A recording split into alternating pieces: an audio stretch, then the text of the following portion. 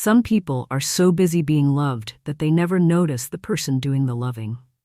This is a story about a woman who gave everything, and the morning her family finally understood what everything meant. Her name was Adaises, but nobody called her that anymore, not for a long time. To her husband, she was Mama Chidi. To her children, she was Mama. To the neighbors, she was Oga's wife. To the market women, she was the quiet one who always paid on time and never complained about prices, even when she should have.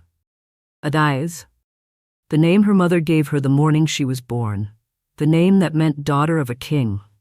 She had not heard it spoken aloud in so long that sometimes in the early morning before the house woke up she would say it quietly to herself, just to remember that it still existed, that she still existed inside it.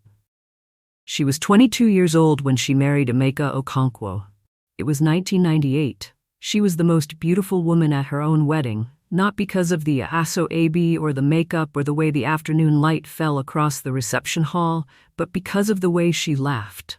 Full, unguarded, the laugh of a woman who still believed that the best part of her life was just beginning. Emeka was 28. He was not the most handsome man she had ever seen, but he was the most certain about his plans, certain about his future, certain about her. He looked at her the way a man looks at something he has decided to keep. She mistook certainty for devotion. She was 22. She did not yet know the difference.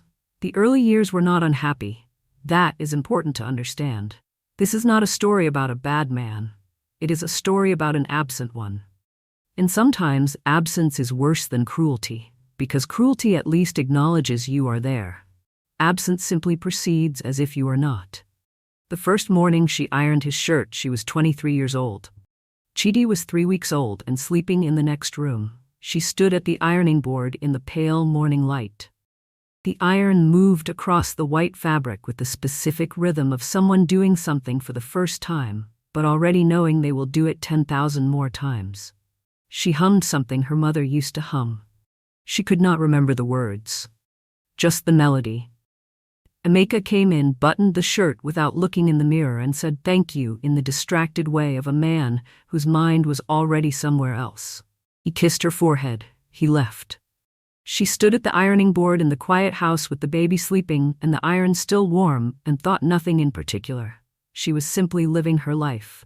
She did not know yet that this moment would repeat itself for the next 25 years. By the time their second child came, Adaize had developed a system. 4:45 a.m., rise before the house. 5 a.m., start the stove.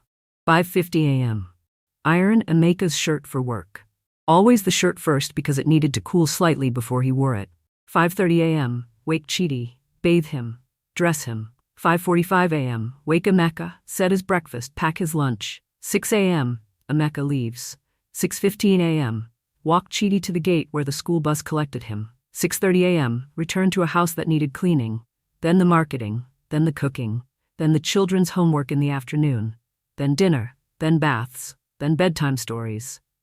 Then Emeka's dinner if he came home late, which he often did, then sleep, then 4:45 a.m. again.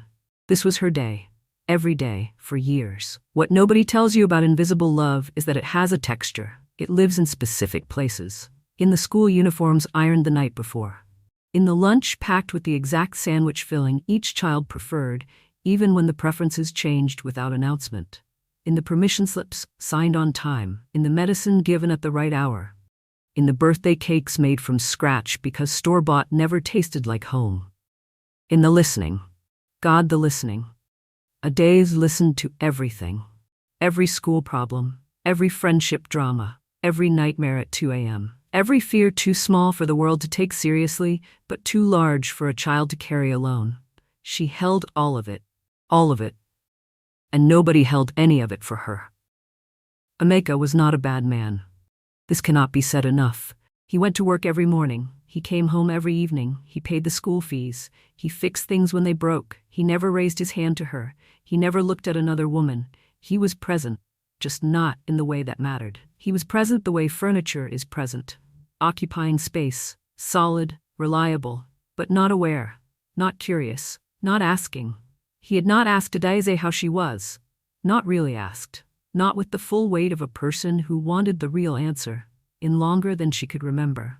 There was a version of Emeka that appeared sometimes, usually on Sundays, when the week had been kind and the children were playing outside and there was no deadline pressing on him. He would sit beside her on the veranda and they would watch the street together. He would sometimes laugh the way he used to laugh before responsibility made him careful. Sometimes he would take her hand. Not romantically. Just the way people take the hand of someone they have been beside for a long time. Comfortably. Without thinking. His hand over hers. Warm. Unconscious. As if she had always been there and always would be. She held very still when he did this. Afraid to move. Afraid the moment would end. It always ended. But while it lasted, it was enough. Just enough. These moments were not nothing, they were the reason she stayed. The tiredness came first. Not the tiredness of a bad night's sleep, not the tiredness of a busy week. The other kind, the kind that lives in your bones. That makes you feel like you are carrying something heavy even when your arms are empty. Adaeze noticed it in the small ways first, the way her legs felt by the afternoon. The way climbing the stairs had started to require a decision. The way she sometimes sat down at the kitchen table just to catch her breath after nothing more strenuous than standing at the stove. She did not say anything. There was nobody to say anything to. The morning she almost fainted was a Tuesday in March. She was standing at the ironing board. Emeka's white shirt spread out under the iron. The same white shirt. Different Tuesday, one of thousands, she felt it coming the way you feel weather changing. A slow tilting, a graying at the edges of things. She put the iron down carefully. She sat on the edge of the bed. She breathed. After a few minutes it passed. She stood up. She finished the shirt. She did not tell him. He left at 6. She sat at the kitchen table after he left and pressed her hands flat against the surface and thought about what would happen to the household if she stopped. Who would iron the shirts? Who would know that Tobena needed his soccer kit washed on Wednesdays? Who would know all of that? Nobody. Nobody knew any of it. It lived only in her. So she got up from the table. She started the day. She went to the doctor 6 weeks later. Not because she felt ready. Because her body stopped giving her a choice. She sat in the waiting room of the clinic and looked at the other patients and wondered how many of them had also waited too long. How many of them had decided that the people who needed them were more important than the body that held them. The doctor was a woman about 15 years younger than Adaeze. She had the manner of someone who delivers difficult information carefully, but without softening it into something unrecognizable. She read the results. She looked at Adaeze. She asked how long she had been feeling this way. Adaeze said a few months. The doctor's expression suggested she already knew it was longer. She explained what the results showed. She used words that Adaeze had heard before on television and in other people's stories, but had never expected to hear in reference to herself. Adaeze sat very still. She did not cry. She listened to everything. She asked 2 questions, both practical. Then she thanked the doctor and left. She sat in her car outside the clinic for 45 minutes, not crying, just sitting, letting the information exist in the same space as she did, letting it become real without becoming everything. Then she started the car. She drove home in silence. She went to the market. She bought what the house needed. She went home. She started dinner. She did not tell anyone, not yet. There was dinner to make. There was always dinner to make. She carried it alone for 3 months. 3 months of hospital appointments scheduled around school runs and market trips and the ironing that still needed doing. 3 months of sitting in waiting rooms with magazines she did not read, thinking about what she had not yet said. 3 months of watching her family move through their lives, completely unaware that anything had changed. And nothing had changed. That was what broke her heart quietly in those 3 months. She was sick and still the shirts were ironed. She was exhausted and still the meals were cooked. She was frightened in the deep private way of a person facing something enormous alone, and still the family was laughing at the dinner table. Because if she stopped even for a day, everything would fall apart. And she had spent 25 years making sure nothing fell apart. She did not know how to stop. She did not know who she was if she stopped. Kechi saw it first. Not the illness, the tiredness. She came into the kitchen one evening and found Adaize sitting at the table with her head resting on her arms, not sleeping, just resting.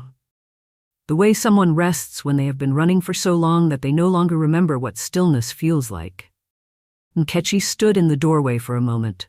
Then she came in quietly. She sat beside her mother. She did not say anything, just sat there. After a while, Adaize lifted her head. Something passed between them, not words, just recognition. The specific recognition between two women who understand what it means to carry things quietly. Mom, Nkechi said softly. Are you okay? Adaize looked at her daughter for a long moment. She wanted to say yes. She always said yes. But Nkechi was watching her with those eyes, her own eyes. And suddenly Adaize was too tired to perform for them. Not completely, Adaize said. The two words sat in the kitchen between them. Nkechi took her mother's hand, and Adaize cried. For the first time since the doctor's office, for the first time in longer than she could remember. She cried, and her daughter held her hand and did not let go. She told Emeka on a Saturday morning. She chose Saturday because the children were home. Not to have witnesses, but because she knew that if she told him alone, she would spend the next hour managing his reaction, and she was too tired to manage anyone else's reaction to her own illness. She told him at the kitchen table. The same table where she had pressed her hands flat and decided not to say anything 6 months ago. She told him simply, without drama, without tears, the words that the doctor had used, the timeline, the treatment, what it would require. Emeka sat across from her and said nothing for a long time. She watched his face. She had watched his face for 25 years. She knew every version of it. This version she had not seen before. Something was happening behind his eyes that had never happened there in her presence. He was seeing her. Not Mama Chidi, not Oga's wife, not the woman who ironed his shirts, her. Adaize. The recognition of that landed on his face like something physical. She watched it happen. She felt nothing particular about it. She was past the point where his seeing her or not seeing her changed anything fundamental about who she was. Emeka reached across the table. He took her hand. His hand was shaking slightly. He opened his mouth. He closed it. He tried again. Why didn't you tell me, he said. His voice was not the voice of a man asking a question. It was the voice of a man who already knew the answer and could not bear it. She looked at him. Because you did not ask, she said. Not with cruelty, not with bitterness, just with the simple, devastating accuracy of a fact stated plainly. Because you did not ask. The kitchen was very quiet. Outside a car passed. Somewhere in the house Tobena's music was playing. Normal Saturday morning sounds, everything ordinary, everything exactly as it always was. Except everything was different. Emeka ironed his own shirt the following Monday morning.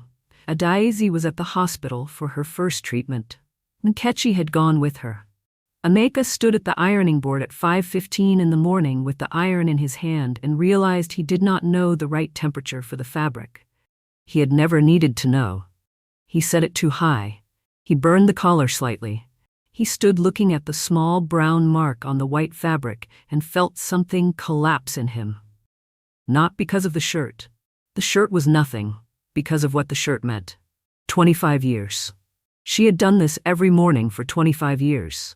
While he was asleep, while he was getting ready, while he was thinking about his day. She was here, at this board, with this iron, making sure he walked out of the house looking like a man who was taken care of. And he had never once asked her what she needed. Never once stood here himself and understood what it cost. Never once recognized that the shirt appearing every morning pressed and ready was not magic, it was love. Patient, invisible daily love. Offered without request. Received without acknowledgment. For 25 years. He put the iron down. He sat on the edge of the bed. He put his face in his hands. Chidi came home from university the weekend after he found out. He walked into the kitchen and stopped. His mother was sitting at the table looking out the window, not doing anything. Just sitting. He had never seen her just sitting. She was always doing something, always in motion, always needed. He sat beside her. He asked her what she needed. Not what the house needed. Not what dinner should be. What she needed. She looked at her son. Her firstborn. The baby she had bathed and dressed and walked to the school bus gate. She looked at him and realized he had become a man without her noticing when it happened. I need you not to treat your wife the way your father treated me, she said. Chidi sat with that for a moment, then he nodded. I hear you, Mama, he said. I hear you. Nkechi became her shadow, not out of duty, out of love, the kind of love that pays attention. She started doing things without being asked, the way her mother had done things without being asked for 25 years. She ironed, she cooked. She sat with her mother in the evenings after treatment, when the tiredness was so deep that Adayaz could barely lift her arms. She brushed her mother's hair. Slowly. The way Adayaz had braided Nkechi's hair every morning for school when she was small. One evening, while she was brushing Adayaz's hair, Nkechi asked, Mama, did you ever want something for yourself? Something just for you? I wanted to be a doctor, she said. Before everything, I was at the top of my class. My teacher said I had the mind for it. Nkechi's hand stilled in her mother's hair. You never told us that, she said. Your father needed someone to run the house, she said, and there was nobody else. Nkechi was quiet for a long time. Then she said softly, I am going to be a doctor, Mama, for both of us. Daisy reached up and took her daughter's hand. They stayed like that in the quiet room, neither of them moving, neither of them needing to. The hospital room was on the 3rd floor. It had a window that looked out over a row of mango trees. Adayaz spent a lot of time looking at those trees. There was something calming about their steadiness, the way they stood in the heat and the wind and simply continued being what they were. She thought about that, about continuing to be what you are, regardless of what is happening around you. She thought she had done that for 25 years. But she understood now that there is a difference between continuing and enduring. She had been enduring. She had mistaken endurance for strength. Real strength, she was learning in this hospital room, was allowing yourself to be seen, allowing yourself to need, allowing yourself to take up space, not for everyone, not always, but for yourself first, always for yourself first. She was learning this at 47 years old, in a hospital room, late, but not too late. Emeka came every day. This surprised her. She had not expected it. He came every day. He brought food she did not ask for. He sat in the chair beside her bed and he talked. Not about work, not about the house, about things she did not know he still remembered. He talked about the night they met, at his cousin's birthday party in 1997. He said he had seen her across the room and told his cousin that was the woman he was going to marry. His cousin had laughed. He had not been joking. He talked about the day Chidi was born, how he had stood outside the delivery room and pressed his back against the wall and prayed with every part of himself, because he was terrified. Not of becoming a father, of losing her. She had not known he was terrified. He had come into the room after and been so composed. She had thought he was simply unaffected. He had been performing calm for her sake. She had not known. They had been performing for each other for 25 years, both of them, separately, in the same house. One evening he came in and sat down and said nothing for a while. Then he said, Adayaz. She looked at him. He had used her name, her actual name, not Mama Chidi. Her name. Tell me something about yourself, he said. Something I don't know. She looked at him for a long moment. Then she said, I used to sing. Before we married, I sang in the church choir. I loved it. The way music felt like the only place where you could be completely honest about what you were feeling without anyone judging you for feeling it. I stopped when we moved here. There was always too much to do. I missed it every day. I just never said. Emeka looked at her. His eyes were wet. Why didn't you go back? He asked. She smiled. The smile of a woman who has spent a long time understanding something that took too long to understand. Because I was always doing something for someone else, she said, and I kept waiting for someone to notice that I needed something too. She paused. Nobody noticed, so eventually I stopped needing, or I told myself I had. The room was very quiet. The mango trees moved slightly in the evening breeze outside the window. I'm sorry, Emeka said. The 2 words were insufficient. He knew it. She knew it. He said them anyway, because insufficient is still something. Silence is nothing. She reached out and took his hand. Not because everything was forgiven, not because 25 years of absence could be undone by days of presence, but because she was tired of performing. And he was finally here. Really here. And she was too close to the edge of everything to waste whatever was left on bitterness. Their youngest Tobena was 14. He came to the hospital after school still in his uniform with his school bag over one shoulder. He sat beside his mother's bed and opened his bag and took out his mathematics homework. He laid it on her lap. "Can you help me, Mama?" he said. She looked at the homework. Then she looked at him. Her youngest, still young enough to need her. She started to explain. And as she explained, she noticed something. She was not tired. Not in this moment. "You are really smart, Mama," he said. "Like actually really smart. Why didn't you tell us you were this smart?" She laughed. A real laugh. Unguarded. The way she used to laugh at 22 before life made her careful. "You never asked," she said. Tobena frowned. "That is our fault," he said with the simple, honest logic of a 14-year-old. "We should have asked." She looked at her son. "Yes," she said softly. "You should have. But we are here now. And that is not nothing." Emeka went home that night and stood in the kitchen for a long time. He opened the cupboard where a Daisy kept the household accounts. The notebooks, the lists, the schedules, written in her careful handwriting. He took out the first notebook. He started reading. Years of household management, every expense recorded, every schedule planned, every child's need noted and met. He read for 2 hours. He did not know the half of it. He had lived in a house that ran perfectly for 25 years and had never once asked how. He had assumed it simply happened, the way he assumed the sun rose, without a source, without a cost. Without someone waking up at 4:45 every morning and making it happen through sheer invisible will. He closed the notebook. He went to the ironing board. He ironed a shirt for the morning. Slowly, carefully, at the right temperature this time. He had asked Nkechi to show him. He stood at the board in the quiet house and moved the iron across the white fabric and thought about 25 years. About what had been given freely. About what had been taken without recognition. About the difference between a man who is present and a man who is there. He had been there. He had not been present. He understood that now. On a Thursday morning, 3 weeks into her treatment, Adaeze woke up before the nurses came. She lay in the hospital bed and listened to the early morning sounds of the ward. Trolleys in the corridor. Voices low and professional. The particular quality of light that comes in through hospital windows at 5 a.m. She was thinking about the ironing board. About 5:15 every morning for 25 years. About the white shirts. About the specific sound of the iron moving across fabric. About the way she had hummed something her mother used to hum the very first morning. She tried to remember the melody. It came back to her slowly. A hymn, her mother's favorite. She hummed it quietly in the hospital bed, just to herself. Nobody else awake to hear it.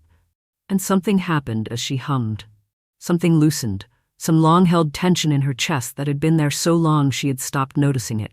She breathed, deeply, the way she had not breathed in longer than she could name. Emeka arrived at 7 a.m. He had a flask of tea, her kind, the one she had mentioned once in passing months ago that she preferred. He had remembered. He sat in the chair beside her bed. He looked at her. "How are you?" he asked. Not "how was your night?" Not "how is the treatment going?" "How are you?" The full question. The real one. She thought about it genuinely, not reaching for the automatic answer, not saying fine, actually considering it. She thought about the humming, about the loosened thing in her chest, about her name said aloud, about her children asking what she needed, about the mango trees outside the window, about 25 years, about what was lost, about what remained, about who she was becoming in this room, who she was finding, at 47 years old. In the most unlikely place, herself. She looked at her husband, she smiled, not the performed smile, not the smile that said everything is fine when nothing was fine, the real one, the one from 22, unguarded, unheld. "I am better," she said, "not well, not healed, not fine, better," and she meant it completely. Emeka looked at that smile. He had not seen it in so long he had forgotten it existed. It landed on him like something he did not have words for. He reached across and took her hand. She let him. Outside the window, the mango trees stood in the early morning light, steady, unhurried, simply being what they were. The ward was waking up around them, voices in the corridor, the day beginning. Adaeze looked at the trees. She hummed something quietly, just under her breath. Her mother's hymn. Coming back, note by note. like something that had been waiting all this time to be remembered. Some women spend their whole lives ironing other people's shirts, making sure everyone else walks out the door looking like they are taken care of. And they do it with love. Real love. Quiet love. The kind that never announces itself. The kind that just shows up every morning at 5:15. For 25 years. If you know a woman like this, tell her you see her. Today. Not when it is too late. Not when she is in a hospital bed. Now. While she is still standing at the ironing board, humming something she almost forgot. Tell her you see her. Before she stops believing anyone will. Was he too late? Or is showing up better than never showing up at all? Tell me in the comments, and if this story reminded you of someone, send it to them right now. Before another morning passes. Like and subscribe for more African tales that will stay with you long after you finish watching. New stories every week on Folktale Globe.